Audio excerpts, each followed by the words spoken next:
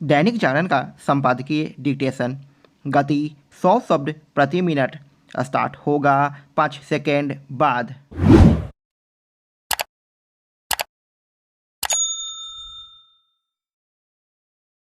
Start. अंततः संदेश खाली का माफिया शाहजहां शेख सीबीआई के हवाले कर दिया गया, लेकिन यह ध्यान रहे कि वह इस जांच एजेंसी की हिरासत में न जाने पाए। इसके लिए ममता सरकार ने हर संभव जतन किए। बंगाल सरकार ने कलकत्ता उच्च न्यायालय के इस आदेश को मानने से इनकार किया कि शाहजहां शेख को सीबीआई के हवाले किया जाए। इसके लिए बहाना यह बनाया गया कि मामला सुप्रीम कोर्ट के समक्ष है, जबकि ऐसा नहीं था। इसके बाद जब सुप्रीम कोर्ट का दरवाज़ा खटखटाया गया तो उसने इस मामले की तुरंत सुनवाई से मना कर दिया। ममता सरकार ने तब भी हार नहीं मानी। उसने शाहजहां शेख को सीबीआई के हवाले तब किया जब कलकत्ता उच्च न्यायालय ने फिर यह आदेश दिया कि बिना किसी देरी के ऐसा किया जाए। ईडी की टीम पर हमले के साथ संदेश खाली में लोगों की जमीन कब्जाने और महिलाओं के यौन उत्पीड़न के आरोपित शाहजहां शेख को गिरफ्तार करने में बंगाल पुलिस की कोई दिलचस्पी नहीं थी। इसके संकेत तभी मिल गए थे जब वह फरार चल रहा था। उसे 55 दिन तक इस बहाने गिरफ्तार नहीं किया गया कि कलकत्ता उच्च न्यायालय ने इस पर रोक लगाई है। यह फर्जी आर थी क्योंकि उच्च न्यायालय ने ऐसी कोई रोक ही नहीं लगाई थी। उसे बंगाल सरकार के समक्ष यह स्पष्ट भी करना पड़ा। इसके बाद उसे 2 दिन के अंदर गिरफ्तार कर लिया गया। गिरफ्तारी के बाद वह जिस ठसक के साथ थाने और अदालत में दाखिल हुआ, उससे यही लगा कि बंगाल सरकार उसे अति विशिष्ट व्यक्ति मानकर चल रही है।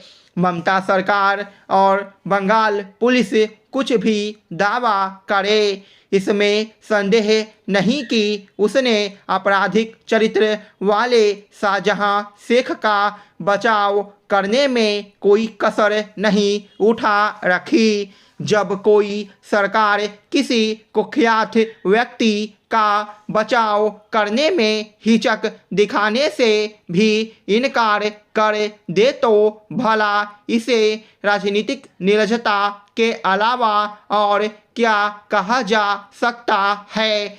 ममता सरकार के रवैये को देखते हुए यह अनिवार्य हो गया था कि ईडी पर हमले के साथ संदेश खाली की अन्य शर्मनाक घटनाओं की जांच कोई केंद्रीय एजेंसी करे। बंगाल पुलिस से इन मामलों की निरछीर जांच की आशा नहीं थी। यदि बंगाल के एक के बाद एक मामले सीबीआई के पास जा रहे और वह सुशासन के मामले में बुरे हाल में दिख रहा है, तो इसके लिए ममता सरकार अपने अलावा अन्य किसी को दोष नहीं दे सकती। ममता बनर्जी के पास यह कहने का कोई अधिकार नहीं कि केंद्रीय एजेंसियों की सक्रियता से संघीय ढांचे को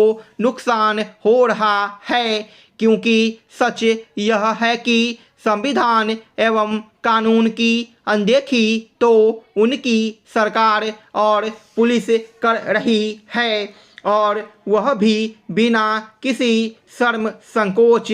इससे बड़ी विडंबना और कोई नहीं कि किसी राज्य की पुलिस सत्ताधारी दल की शाखा के रूप में काम करती दिखे, लेकिन दुर्भाग्य से बंगाल पुलिस ऐसा ही करती दिख रही है। इन दिनों देश में हर दिन किसी न किसी शहर या कस्बे से आवारा कुत्तों के काटने या कुत्तों को पसंद नापसंद करने वालों के बीच टकराव अथवा कुत्तों के शिकार हुए लोगों को सरकारी अस्पतालों में उचित इलाज न मिलने की खबरें सुर्खियां बन रही है। आवारा कुत्तों से उपजी समस्याएं अदालतों तक पहुंच रही है।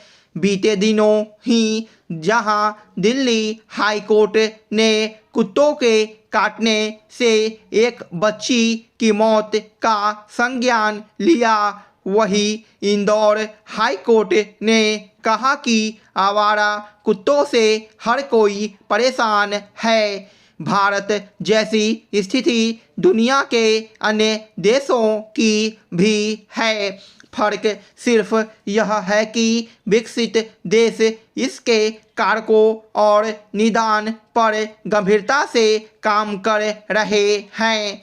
अमेरिका में जब कुत्तों के आक्रामक होने की घटनाएं बढ़ी तो इसके प्रमुख कारकों के अलावा जलवायु परिवर्तन से होने वाले प्रभावों को भी अध्ययन में शामिल किया गया।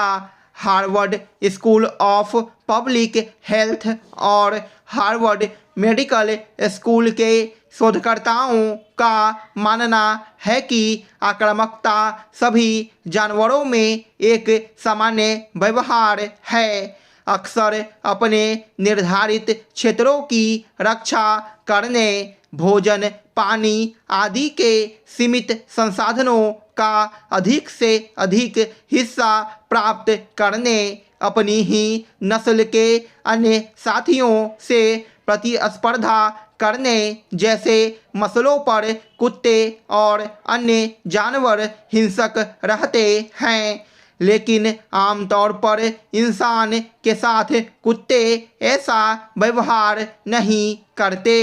इस शोध में यह भी बताया गया कि धरती के तापमान में वृद्धि भी कुत्तों की आक्रामकता में इजाफा कर रही है। सुरक्षित पर्यावास की समस्या जैसे ही बढ़ती है, कुत्ते हिंसक हो जाते हैं। बढ़ते वायु प्रदूषण के कारण कुत्तों को सांस लेने में दिक्कत होती है। यह भी उनकी मानसिक स्थिति को बिगाड़ती है। स्टॉप।